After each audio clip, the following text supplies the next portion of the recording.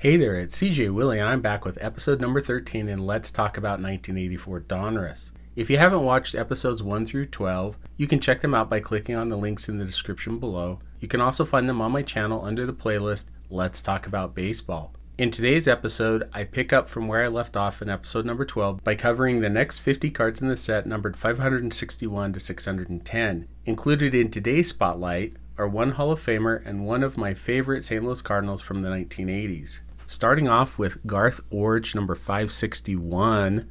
Hailing from a baseball family, Garth's brother Dane was an outfielder with the Phillies, Cardinals, Royals, and Padres. Garth's three sons, Isaac, Eli, and Cale, played minor league baseball. Brian Clark, Brian Giles, Vern Rule, Steve Bedrosian. Bedrock was the National League Cy Young Award winner in 1987 as a member of the Phillies. It was a remarkable year for Bedrosian as he was named to his only All-Star team while leading the National League in saves and winning the Rolaids Relief Award as the league's top reliever. His son Cam was a reliever as well with the Angels, Reds, A's, and Phillies. Larry McWilliams, Jeffrey Leonard. Nicknamed Hackman by his teammates, Leonard was named to two All-Star teams with the Giants in 1987 and the Mariners in 1989. Alan Wiggins. Rookie card of Jeff Russell. In 1989, Russell led the American League in saves with 38. He was named to back-to-back All-Star teams as a member of the Rangers in 1988 and 1989. Salome Barojas. Dane Iorg. Just 10 cards ago, Dane's brother Garth was spotlighted. They faced one another in the 1985 American League Championship Series as Dane's Royals overcame the Blue Jays in 6 games. Bob Knepper. He was named to two National League All-Star squads in 1981 and 1988 while pitching for the Houston Astros. Knepper twice led the National League in shutouts with 6 in 1978 for the Giants and 5 for the Astros in 1986. Gary Lavelle. As a left-handed relief specialist with the Giants, Lavelle was named to two National League All-Star teams in 1977 and 1983. Gorman Thomas. James Gorman Thomas III, or Stormin' Gorman, was named to the 1981 American League All-Star team as a member of the Milwaukee Brewers. The hard-hitting outfielder led the American League in home runs with 45 in 1979 and 39 in 1982. Manny Trio. He was named to 4 All-Star teams as a member of the Cubs, Phillies, and Indians. He won 3 Gold Gloves and 2 Silver Slugger Awards. In 1975, Trio finished third in the National League Rookie of the Year voting behind John Montefusco and Gary Carter.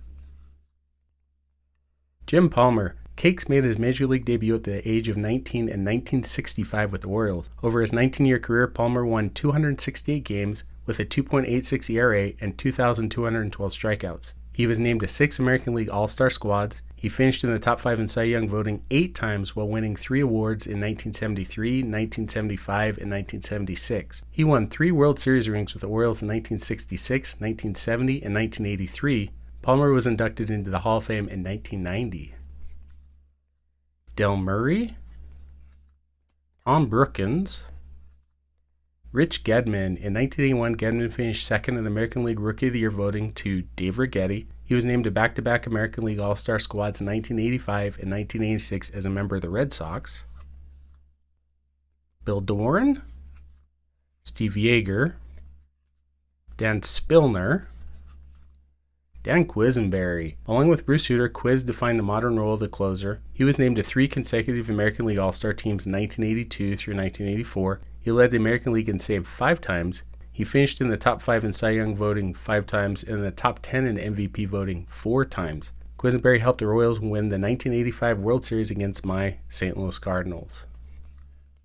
Rance Molnix, Storm Davis. George Earl Davis Jr. was true to his nickname by leading the American League in wild pitches with 16 in 1988. He won 2 World Series rings with the Orioles in 1983 and the A's in 1989. Dave Schmidt, Bill Russell. Nicknamed Ropes by his teammates, Russell was named to 3 All-Star squads as a member of the Dodgers in 1973, 1976, and 1980. He spent his entire playing career with the Dodgers over 18 seasons while winning a World Series ring in 1981. Pat Sheridan. He's pulling off the rare trifecta of glasses, mustache, and a mini truck mullet. Rafael Ramirez, he was named to his lone All-Star team as a member of the Braves in 1984. Bud Anderson, although he didn't pitch in the big leagues after 1983, Carl Adam Anderson is sporting an awesome handlebar mustache. George Frazier, Lee Tunnel, possessing one of the more bizarre nicknames, Easy Tunnel. I'm not going to comment about that. Is also pulling off the trifecta of glasses, mustache, and a sweaty mini truck mullet. Kirk Gibson. Gibby was the driving force behind 2 World Series winners with the Tigers in 1984 and the Dodgers in 1988. In his MVP award-winning season, Gibson crushed the Game 1 winning blast to help the Dodgers in the stunning championship over the heavily favored Oakland A's. Scott McGregor, he was named to his lone All-Star team in 1981 as a member of the Orioles. He won 18 games during the season to help the Orioles win the 1983 World Series. Bob Baylor.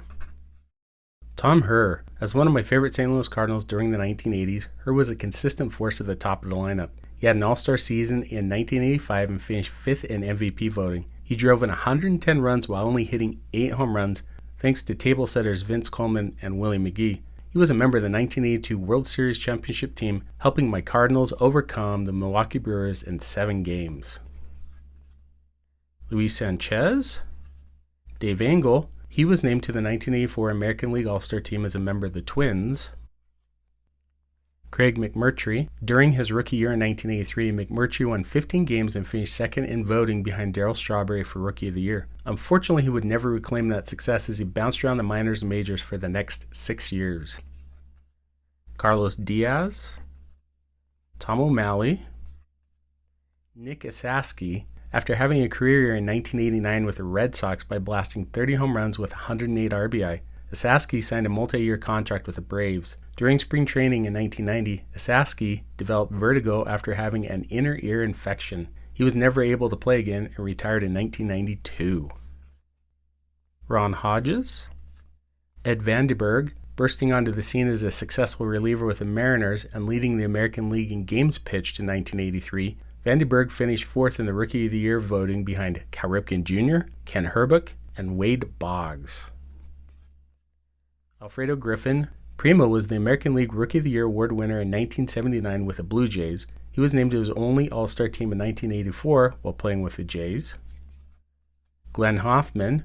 Hoff is the older brother of Hall of Fame pitcher Trevor Hoffman. He was also the interim manager of the Dodgers during the second half of the 1988 season. Hubie Brooks. Hubert Brooks Jr. was named to back-to-back National League All-Star teams as a member of the Expos in 1986 and 1987. His cousin Donnie Moore was a pitcher with the Cubs, Cardinals, Brewers, Braves, and Angels during the 1980s. Richard Barnes. The only known Major League Baseball card of Richard Barnes, unfortunately, is an uncorrected error because of the photo, which is Neil Heaton. That's pretty sad for Richard Barnes. Greg Walker. And ending with Ken Singleton. He was named to 3 American League All-Star squads as a member of the Orioles in 1977, 1979, and 1981. He finished 2nd in MVP voting in 1977 by hitting 35 home runs and driving in 111 runs. He was part of the 1983 Baltimore Orioles World Championship team. At times, Singleton sported a mustache, but not in this photo. For this episode, 21 players featured a snot mop on their baseball card. Well, that does it for this episode. Tune in next time for the final episode, number 14, when I will finish off this series of Let's Talk About 1984 Donruss. In the final episode, I'll talk about 6. Yes, you heard it right, 6 Hall of Famers. Wow, that's going to be quite a finish to the series. Anyway, I hope you enjoyed the video. If you did enjoy it, please click on the thumbs up button and share this episode with your friends. Make sure to subscribe and update the notification icon to catch episode number 14, the final episode of Let's Talk About 1984 Donruss.